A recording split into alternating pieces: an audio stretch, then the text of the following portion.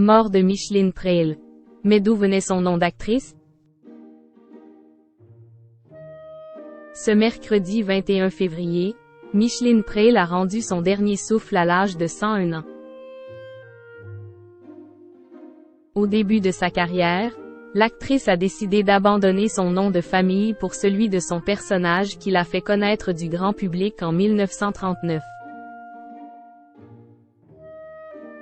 Une icône saine est allée. Doyenne du cinéma français, Micheline Preel est décédée à l'âge de 101 ans, ce mercredi 21 février. Micheline s'est éteinte paisiblement, à la Maison nationale des artistes de Nogent-sur-Marne, a révélé son gendre Olivier Bomzot auprès de BFM TV. Si le monde du 7e art la connaît sous ce patronyme, son véritable nom est Micheline Chassagne. Un pseudonyme qui n'est autre que la preuve de son attachement pour le personnage qui lui a permis de pousser les portes d'une belle carrière. Après avoir fait ses débuts sous la direction de Pierre Caron dans La Fessée, 1937, la comédienne passe devant la caméra du réalisateur allemand Georg Wilhelm Pabst. Dans le film Jeune fille en détresse, Micheline Preel incarne Jacqueline Preel, une jeune femme placée en pension et qui va tout faire pour réconcilier ses parents en instance de divorce. Séduite par ce nom de famille, elle s'en inspire et décide d'en faire son nom de scène, comme l'ont révélé nos confrères du Parisien. Si son personnage est gravé dans sa mémoire, il en est de même pour son casting. Et pour cause. Celle qui a eu le privilège de donner la réplique à Jean Gabin avait l'impression de dénoter face à ses concurrentes qui portaient des bas noirs et des talons hauts.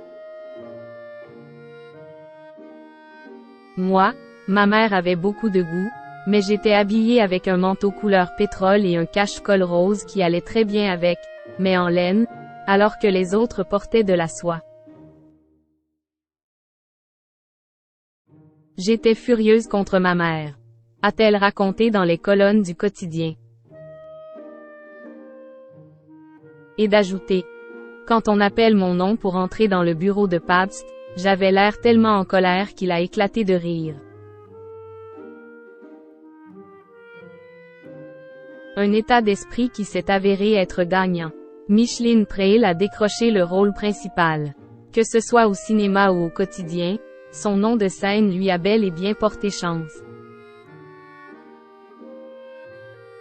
Micheline Preel.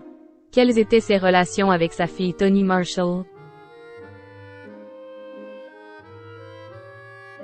Le 12 mars 2020, Micheline Preel a fait face à une terrible épreuve. Sa fille Toni Marshall, fruit de son histoire d'amour avec le réalisateur William Marshall, est décédée après avoir mené une longue bataille contre le cancer. Bien que très proches, la mère et la fille ont longtemps entretenu des relations conflictuelles. En effet,